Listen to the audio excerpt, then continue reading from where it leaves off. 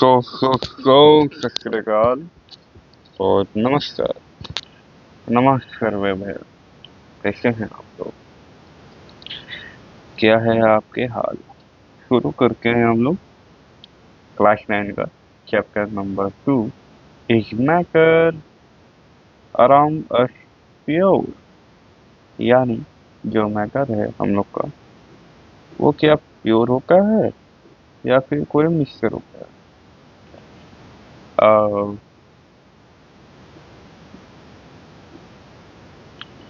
जैसे समझते हैं कि पानी पानी जो होता है H2O मॉलिक्यूल होता है। तो 1 लीटर जैसे आपने पानी लिया तो उसमें H2O मॉलिक्यूल सिर्फ रहेगा। उसमें कोई ऑक्सीजन, ये सॉरी, उसमें कोई नाइट्रोजन नहीं होगा। उसमें कुछ सोडियम नहीं होगा, वैसे कुछ नहीं होगा। सिर्फ उसमें H2O होगा, तो वो असल में प्योर सब्सटेंस होता है। यानी पदार्थ के बारे में पढ़ेंगे कि पदार्थ जो होते हैं वो प्योर होते हैं या इम्प्योर होते हैं। इम्प्योर होते हैं तो कौन से टाइप के इम्प्योर होते हैं, तो शुरू करते हैं। हम्म, तो पहला बात तो देखिए, मैं एनसीईआरटी से नहीं पढ़ाता हूँ, मैं नोट्स से पढ़ाता हूँ। नोट्स से क्या है कि आप लोग का रिवीजन भी हो जाता है। लेक्चर जो रहता है वो 1 या 2 घंटे का नहीं बनता है, आधा या फिर मैक्सिमम 40 या 50 घंटे का बनता है, उससे ज़्यादा नहीं बनता है। कोई फायदा इसमें है कि आपका रिकॉल भी होता है। और कोई लेक्चर देख रहा है पहली बार तो उसको थोड़ा बहुत समझ में भी आता है कि क्या क्या हो रहा है। बुक से क्या होता है कि आपको बहुत ज़्यादा ही लेंगे पढ़ाया जाता है। आजकल के बच्चे जो होते हैं वो थोड़ा सी धीरे ही पढ़ना प्रेफर करते हैं, धीरे और ऑलमोस्ट 30 या 40 मिनट तक, उतना ज़्यादा नहीं। तो शुरू करते हैं। यहाँ लिखा हुआ मिक्सर, यहाँ आप देख सकते हैं मिक्सर। आपका mixture refer to concept which consists of two or more element compound mixed together if any ratio movement is set. Coolio compound, for example sea water, air, chocolate milk. यानी mixture जो मिश्रण होता है वो एक दो चीजों से मिलकर बनता है। वो दो चीज आपका एक रेशियो से होता है, कोई भी रेशियो हो सकता है, और वो कोई भी नया कंपाउंड नहीं देगा आपको। यानी कोई भी चीज मिल गया है जैसे पानी और बालू, तो वो आपको कोई नया कंपाउंड नहीं देगा। पानी बालू तो ऐसा कोई कंपाउंड होगा ही नहीं है। को जैसे कि आपने अ, एक गिलास लिया, उसमें पानी लिया और उसमें नमक घोल दिया। तो नमक घोल गया तो अब वो मिश्रण हो गया, मिक्सचर हो गया। अब वो मिक्सचर जो हो गया वो कोई नया कंपाउंड नहीं हुआ। आप उसको नाम नहीं दे रहे हो कि भाई ये तो केमिकल कंपाउंड हो गया, मतलब सोडियम पोटेशियम, ऐसे कुछ होता नहीं है। आप नॉर्मल बोलते हैं कि नमक पानी है, गरारा करने में यूज होता है या फिर किसी और चीज में यूज होता है, गैस सफाई करने में भी यूज होता है वो। तो यहाँ एक और एग्जांपल चॉकलेट मिल्क हो गया। यानी मिल्क के साथ जो चॉकलेट मिक्सर होता है, जैसे आइसक्रीम आपने खाया होगा तो आइसक्रीम का जो बाहर वाला परत होता है वो चॉकलेट से बना हुआ रहता है, जो अंदर वाला जो परत रहता है वो मिल्क से बना हुआ रहता है। तो वो दोनों मिक्सर होता है, मगर वो आपस में कोई मिक्स करके कोई नया कंपाउंड नहीं बनाते हैं। यही आपको समझाने का यहाँ प्रयास किया जा रहा है। सेकेंड में पॉइंट में देखते हैं कि mixture is compound of two और more substance mixed in any ratio. The composition is variable, it do not possess property like fish melting और boiling point। यानी मिक्सर जो होते हैं वो टू और मोर सब्सटेंस से मिक्स होके बनते हैं, उनका कोई भी रेशियो हो सकता है। और जो कॉम्पोजिशन होता है वो वेरिएबल हो सकता है, और वो पोजेस नहीं करते कोई प्रॉपर्टी लाइक फिक्स्ड मेल्टिंग या बॉइलिंग पॉइंट। कोई भी उनका फिक्स्ड मेल्टिंग या बॉइलिंग पॉइंट नहीं होता है, कांस्टेंट नहीं होता है, वेरिएबल ही होता है। मिक्सर होगा property similar to that gas consists of gas can separate by using physical chemical mechanism। आपका जो मिक्सर होता है वो प्रॉपर्टी सिमिलर शो कर सकता है, और उसमें ऐसे ऐसे पदार्थ मिले हुए रहते हैं कि आप उनको फिजिकल या केमिकल मेथड से अलग भी कर सकते हैं। को मिक्सर दो प्रकार के होते हैं, 11 टू टाइप ऑफ मिक्सर। यहाँ पे आपको दिख जाएगा नंबर 4 में। हाँ हाँ, सॉरी, मेरा पेन जो है वो थोड़ा सा टेढ़ा मेढ़ा चल रहा है।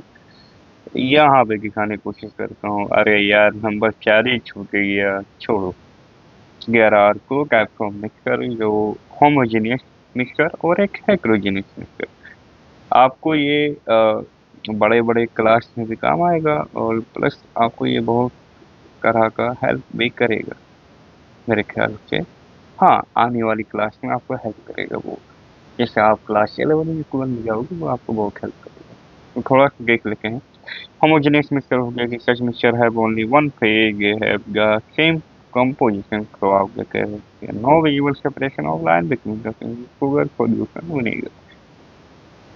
आसान भाषा में समझते हैं, होमोजेनियस मिक्सचर उसे कहते हैं जो आप जब मिलावटी कर रहे हो तो वो अलग अलग आपको फेज में ना दिख रहा हो, जैसे कि शुगर सॉल्यूशन चीनी पानी हो गया।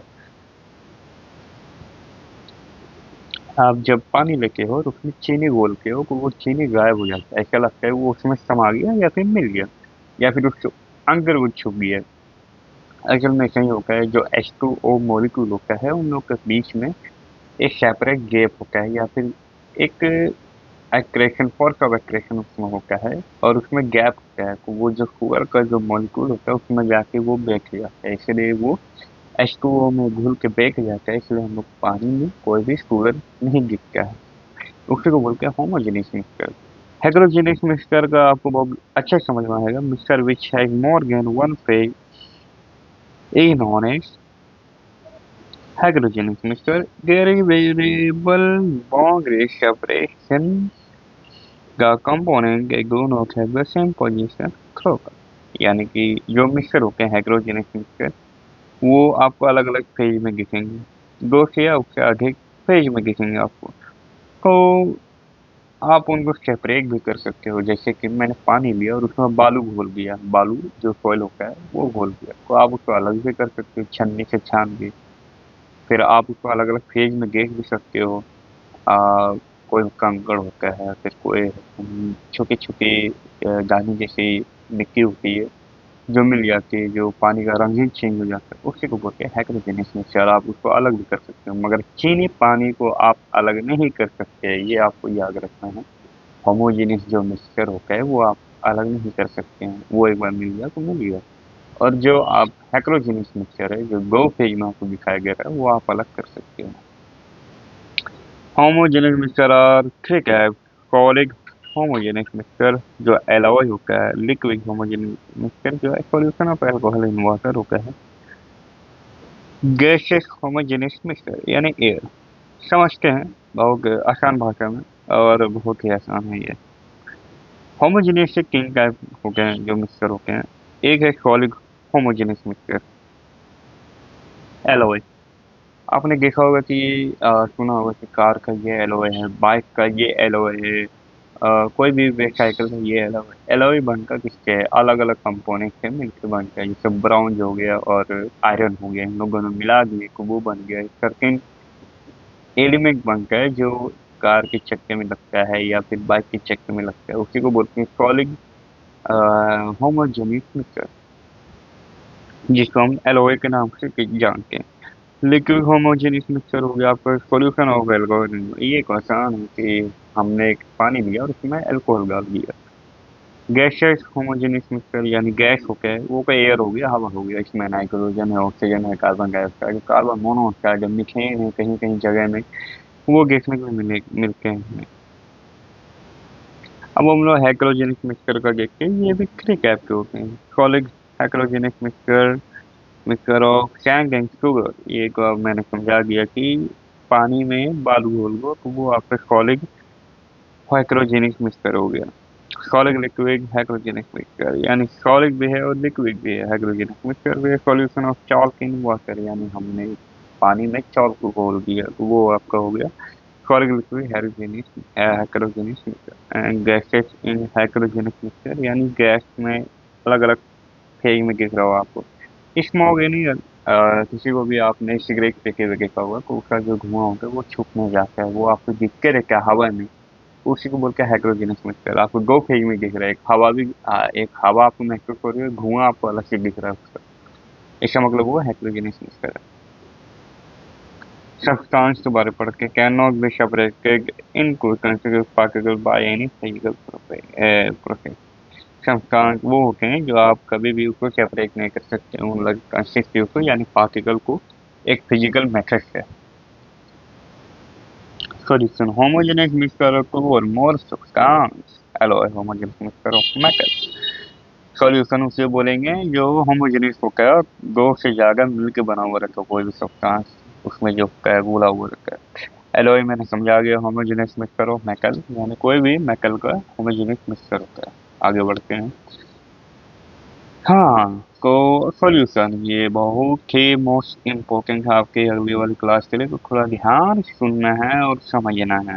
The component of the solution get dissolved the other component is for solving present in large amount. आपने पानी लिया और चीनी लिया, पानी आपका ज्यादा अमाउंट में है, मतलब ज्यादा मात्रा में है, तो उसको हम लोग बोलेंगे सॉल्वेंट। सॉल्वेंट आपको ये याद कर लेनी है, सॉल्वेंट सॉल्वेंट सॉल्वेंट सॉल्वेंट। जो आप बड़ा क्वांटिटी में ले रहे हो उसको आप सॉल्वेंट बोलोगे, और जो आप कम क्वांटिटी में ले रहे हो उसको आप बोलोगे सॉल्यूट। एक बार फिर मैं समझा देता हूँ। जैसे आपने चीनी और पानी लिया, तो पानी आपने लिया बड़े मात्रा में, बड़े मात्रा में लिया तो उसको हम लोग बोलेंगे सॉल्वेंट। और जो चीनी लिया और उसको छोटे मात्रा में लिया, यानी छोटे अमाउंट में लिया, तो उसको हम लोग बोलेंगे सॉल्यूट। ऐसा उल्टा भी हो सकता है कि हमने पानी कम लिया और चीनी ज़्यादा लिया, उस समय क्या होगा सर? उस समय ये होगा कि जब आप चीनी ज़्यादा ले रहे हो तो उसको हम लोग बोलेंगे सॉल्वेंट, और जब आप पानी कम ले रहे हो तो उसको हम लोग बोलेंगे सॉल्यूट। यानी कोई भी मात्रा, कोई भी चीज़ की मात्रा और अमाउंट अगर ज़्यादा हो तो उसको हम लोग बोलेंगे सॉल्वेंट, और कोई भी मात्रा कम हो तो उसको हम लोग बोलेंगे सॉल्यूट। तो इसको आप समझ लेना है, ये बहुत ही आसान इजी है, मगर कॉन्सेप्चुअल है, आपको समझना जरूरी है। प्रॉपर्टीज ऑफ सॉल्यूशन, हम लोग प्रॉपर्टीज देखते हैं कि कितने प्रकार के सॉल्यूशन होते हैं। टाइप्स को हमने जान लिया, प्रॉपर्टीज जानेंगे तो उन लोगों का प्रॉपर्टीज क्या होगा, वो क्या नेचर दिखाते हैं, क्या हम लोग दिखाते हैं, क्या हम लोग को समझाने की कोशिश करते हैं, वो हम लोग समझते हैं। होमोजेनियस मिक्सचर होते हैं बाकी का, और इसमें very small not visible naked eyes, आप खुली आंखों से पार्टिकल्स को नहीं देख सकते हैं, वो बहुत ही छोटे होते हैं। Like part not visible, like कोई पार्ट हो रही हो तो उस पर भी आपको नहीं दिखेगा। Solid particles can not be separated by filtration, यानी सॉलिड पार्टिकल्स जो होते हैं वो सेपरेट नहीं हो सकते फिल्टर करके भी, यानी छलनी से छान के भी, ये जो मैंने आपको समझा दिया है। हाँ, concentration of solution, concentrate solution का होता है solute amount by solvent amount. तो कंसंट्रेशन पढ़ना है, मास बाय मास परसेंटेज का होता है, ये एक फॉर्मूला आपको याद कर लेना है, क्लास 11-12 में आपका काम आएगा और 10th में भी काम आएगा। तो mass by mass percentage, solute solute mass by solution mass into 100, mass by volume percentage. देखिए जहाँ भी मास बाय मास होगा, मतलब समझ लीजिए सॉल्यूट को मास लेना है, सॉल्यूशन ऑफ मास लेना है, इनको 100 कर देना है। क्योंकि आप कंसंट्रेशन निकाल रहे हैं, आप परसेंटेज निकाल रहे हैं, इसलिए आपको इनको में 100 कर देना है। मास बाय वॉल्यूम परसेंटेज, इसमें क्या करना है कि मास को आपको ऊपर ले जाना है, वॉल्यूम को आपको नीचे ले जाना है, ये बहुत आसान है, इनको 100 कर देना है। आपका जितना भी कंसंट्रेशन हो जाएगा वो निकल जाएगा। एक्सप्रेशन कंसंट्रेशन और सॉल्यूशन, कंसंट्रेशन क्रम्स होते हैं वो आपको याद करते हैं, जैसे mass percentage, mass by mass.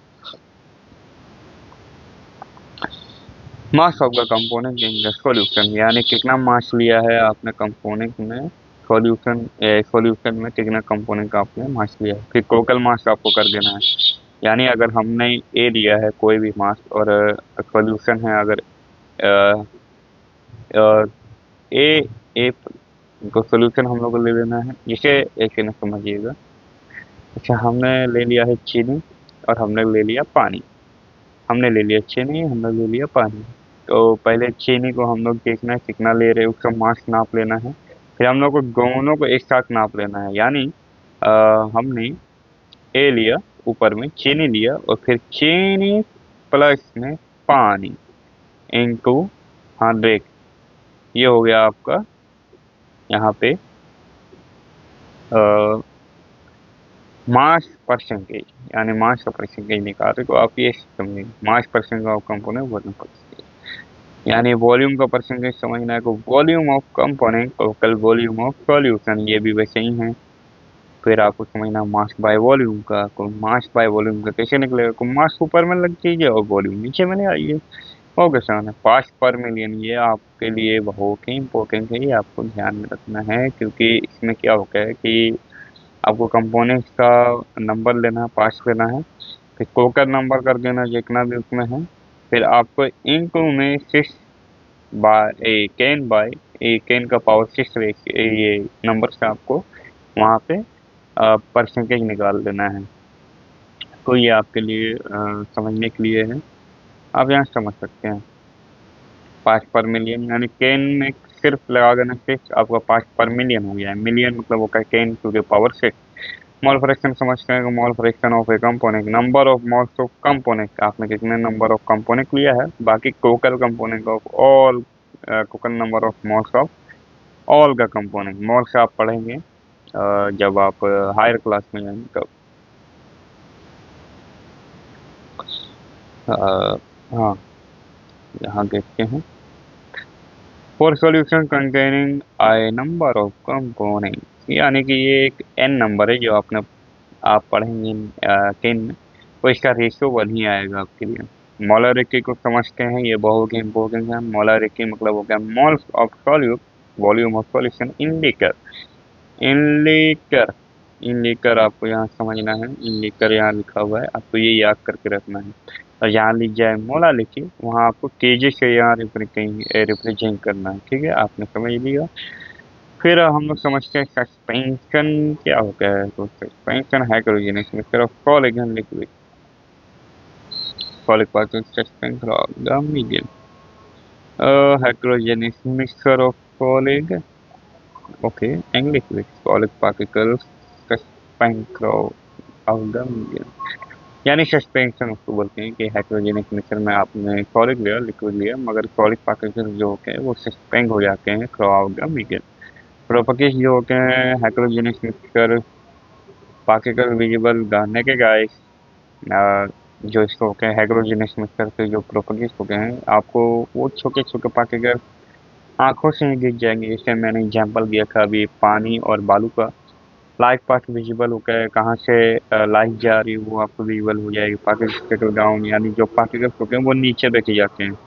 नीचे कैसे देख जाते हैं, क्योंकि आपको वो दिख रहे हैं, आप उनको सेपरेट कर सकते हैं। सोलर का पार्टिकल सेपरेट बाय फिल्ट्रेशन, हाँ आराम से फिल्टर, आप छन्नी से आप बालू को छान सकते हो, पानी को अलग कर सकते हैं। Example sand in water. Properties हम लोग देखते हो कोलॉइड का तो हेटेरोजेनियस मिक्सचर होता है, पार्टिकल साइज बहुत ही छोटे होते हैं जो आप खुली आंखों से नहीं देख सकते हैं, मगर लाइट पार्ट आप देख सकते हैं। Particle do not settle down, वो कभी सेटल डाउन होते हैं, सब्सटेंस फिल्टरेशन कभी भी फिल्ट्रेट नहीं हो सकते हैं। कोलॉइड उसको बोलते हैं जो बीच में आता हो, हेटेरोजेनियस और homogeneous. colloids are classified according to state of dispersion begin and dispersion phase। तो आपको यहाँ देखना है कि कॉलेज जो colloids है वो कैसे कैसे आप समझेंगे, कैसे कैसे आप बांटेंगे कि वो कौन से मीडियम में और कौन से फेज में है। और डिस्पर्स फेज में तो सॉलिड में आपको सॉलिड सॉल्यूशन दिखेगा, लिक्विड में आपको जेल जैसा दिखेगा, गैस में आपको फोम जैसे दिखेगा। डिस्पर्शन में गिव्स समझते हैं, कलर जे में रबी ग्लास सॉल्यूशन में मल्क मिल्क मैग्नीशिया चाहे चीज केली में emulsion milk cream sponge foam rubber foam shaving cream. ये लिक्विड कब आ गए, गैस में aerosol smoke automobile exhaust, aerosol fog, फिर cloud and none all gas are soluble, यार कर गैस होते हैं वो सॉल्युबल होते हैं। Colloid can be classified nature interaction between the dispersed phase and dispersion medium। हाइग्रोफिलिक colloid, हाइग्रोफोबिक। हाइग्रोफिलिक होते हैं जो पानी से प्यार करते हैं, जो हाइग्रोफोबिक होते हैं वो पानी से बहुत डरते हैं। Tyndall effect, scattering of light when scattering particle in the solution, यानी कोई भी लाइट जो स्कैटर हो रहा है वो सब बीम जो होता है वो सॉल्यूशन में सस्पेंड हो जाता है। एग्जाम्पल मिल्क होता है, मिल्क जो होता है वो आप जब लाइट मारोगे तब उसका पार्टिकल्स आपको थोड़ा थोड़ा दिखेगा। सेपरेशन प्रोसेस, कौन कौन सी सेपरेशन जो आप कर सकते हो। Evaporation from mixture volatile solvent non volatile solvent, यानी कोई भी आप वोलेटाइल सॉल्वेंट लिए हो और नॉन वोलेटाइल सॉल्वेंट लिए हो तो आप उसको इवोपरेशन से अलग कर सकते हो। Centrifugation, cream from milk. Centrifugation का नाम सुना होगा, जैसे डॉक्टर आपका ब्लड रखे हैं वो बार बार घुमा के रखे हैं एक टेस्ट ट्यूब में, एक मशीन में डाल के, उसे सेंट्रीफ्यूगेशन बोलते हैं। ये क्रीम को आप मिल्क से अलग होने के लिए कर सकते हो। Uses in diagnostic laboratory blood and urine test, I know. In garrison home separation buttermilk from milk for guiding back law separating funnel. Funnel को आप कैसे अलग कर सकते हैं? In severable liquid separate out in the oil and water class in iron extraction. आप उनको अलग कर सकते हो एक इमिक्सेबल लिक्विड से, जो आपका लेयर में होते हैं ऑयल में वाटर फ्लाई वगैरह। Sublimation process, sublimation. Sublimate solid ammonium chloride, camphor, naphthalene and kerosene. Sublimation उसको बोलते हैं जो आप डायरेक्ट सॉलिड से गैस में जा रहे हो। Chromatography, to separate solid solvent, to separate colors in dye pigment from liquid color। Chromatography होता है ये कि आप कोई भी सॉल्यूट है जो सॉल्विंग के ही कलर सेम है मगर उसको आप अलग कर सकते हो कलर इन डार्क कलर से, पिगमेंट से और भी नेचुरल कलर से। ब्रश फ्रॉम ब्लड, यानी कि जो ब्लड होते हैं वो ब्रश अलग हो सकते हैं, वही प्रोसेस होता है क्या क्रोमैटोग्राफी के। ये मेडिकल का पढ़ाई भी है, तो आप जब बायोलॉजी तो आपके लिए बहुत ही वर्क करेगा। डिस्टिलेशन यानी कोई भी चीज डिस्टिल कर देना, to separate combustible liquid boil with out decomposition, acetone plus water. आप इनको डिस्टिल करोगे वो डिस्टिल हो जाएंगे। फ्रैक्शनल क्रिस्टलेशन, व्हेन का boiling temperature difference less than 25 के, यानी कोई भी बॉइलिंग टेम्परेचर है वो डिफरेंस हो रहा है 25 के को एयर कंपोनेंट का separated different fraction from petroleum product, यानी आप उसको अलग कर सकते हो एक टेम्परेचर के हिसाब से। Air components are separate by fraction distillation, fraction distillation से आप एयर कंपोनेंट भी अलग कर सकते हैं। Crystallisation, process to separate pure solid from solution by forming crystal. अच्छा, ओ सॉरी, आप कोई भी क्रिस्टल को अलग कर सकते हो क्रिस्टलाइज करके, नाम ही में छुपा हुआ है मीनिंग। तो जैसे कॉपर सल्फेट है जो इम्प्योर सैंपल होता है उसको आप अलग कर सकते हो। यूजेस जो यूज होते हैं, प्योरिफिकेशन ऑफ सॉल्ट, सॉल्ट में आपका ये हेल्पफुल होगा क्योंकि क्रिस्टलाइज वो भी होता है, आप उसको जब देखो तो वो क्रिस्टल के जैसे चमकेगा, तो आप उसको अलग करने के लिए सॉल्ट को अलग करने के लिए क्रिस्टलाइजेशन होता है। Separation of alum and impure sample, alum है कोई भी इम्प्योर सैंपल है। Solvent extraction process to separate substance using appropriate solvent based on the soluble nature of component of mixture। Solvent extraction यानी कि समझ लीजिए कि आपके पास मतलब जैसे सैंड और वाटर, सॉल्ट एंड सैंड है, तो आप उसको अलग से आराम से रख सकते हो क्योंकि आपके पास सॉल्वेंट का मात्रा ऐसा है कि आप उसको एक तरह का अलग कर सकते हो एप्रोप्रिएट लगा के। हाँ, मेन मुद्दा रहेगा कि आप सॉल्वेंट किसको मार रहे हो, या फिर बालू को या फिर आप नमक को। फिजिकल चेंज पढ़ लेते हैं भाई। Changes which involve A change in the physical properties of substance, कोई भी चेंज हो रहा है वो अगर फिजिकल प्रॉपर्टी में है तो वो उसको फिजिकल चेंज बोल सकते हैं। Formation of new substance does not take place during the physical change, physical change में कोई भी फॉर्मेशन न्यू सब्सटेंस नहीं होता है। Most physical changes can be reserve easily, वो भी फिजिकल चेंज उसको हम लोग रिजर्व कर सकते हैं आसानी से। रिवर्स यानी कि वापस। The chemical composition of system undergoing physical change remains the same। कोई भी केमिकल कंपोजिशन है वो सबका अंडरगोइंग जब फिजिकल चेंजेस में जाता है वो सेम हो जाता है। केमिकल चेंज पढ़ लेते हैं, फिजिकल चेंज हमने पढ़ लिया तो केमिकल चेंज में आते हैं। Changes which involve a change in the chemical composition सबका अंडरगोइंग द चेंज, कोई भी केमिकल में चेंज हो रहा है कंपोजिशन में कुछ को बोलेंगे chemical change. Formation of one और मोर न्यू केमिकल, कोई भी फॉर्मेशन हो रहा हो एक या दो के बीच में, तो उसी को हम बोलेंगे chemical change. Most chemical change can not be reverse easily, कोई भी केमिकल चेंज इजीली रिवर्स नहीं हो सकता, क्योंकि वो बहुत ही छोटे छोटे मॉलिक्यूल के हिसाब से वो अपना काम करते हैं, और उसके लिए आपको बहुत ही कॉम्प्लेक्स के वाला प्रोसेस यूज करना पड़ेगा उन लोगों को अलग करने के लिए। The chemical composition of substance undergoing chemical reaction does not remain the same। जब कोई भी केमिकल कंपोजिशन रिएक्ट होता है या रिएक्शन में जाता है तो वो सेम नहीं होता है, वो कुछ अलग चीज बनता है।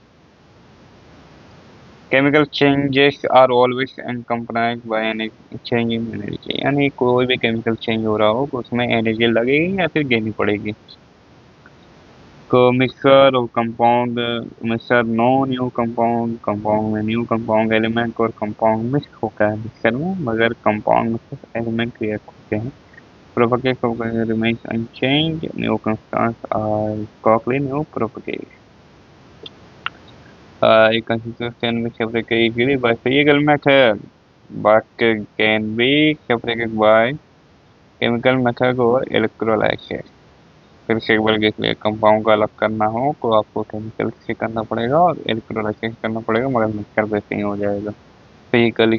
Pure substance can be classified as chemical और कंपाउंड। आप उनको क्लासिफाई कर सकते हो प्योर को एलिमेंट या कंपाउंड। एलिमेंट वो का basis form of matter can not be broken down into simple substance by chemical reaction. आप उनको एक आसानी से कभी भी तोड़ नहीं सकते हो एलिमेंट को। Element can be further classified in metal, non-metal, metallurgy and novel gases। जो आगे केवल आप जब पढ़ोगे कब आप लोगों को समझ में आएगा कि मेटल क्या होगा, नॉन मेटल क्या होगा, मेटलॉज क्या होते हैं और नोबल गैसेस क्या होते हैं। कंपाउंड वो गए हैं जो आप टू और मोर एलिमेंट को कंबाइन करके केमिकली एक फिक्स्ड प्रोपोर्शन के साथ बनाते हो। तो शुक्रिया। पूरा लेक्चर है आपका 30 मिनट का। मैंने बहुत कोशिश की है कि जल्दी से जल्द खत्म हो जाए और आप लोगों को बढ़िया से समझ में भी आ जाए। हालांकि मैंने बहुत कोशिश की है कि पूरा से पूरा टॉपिक कवर हो जाए, आप लोग का एग्जामिनेशन में जो क्वेश्चन आ रहे हैं उसके आप लोग को बनाने में कोई हार्ड ना लगे, आप लोग आराम से बना लें। सो गुड बाय बच्चे लोग। अगर वीडियो पसंद आए तो लाइक और सब्सक्राइब जरूर करना। Thank you.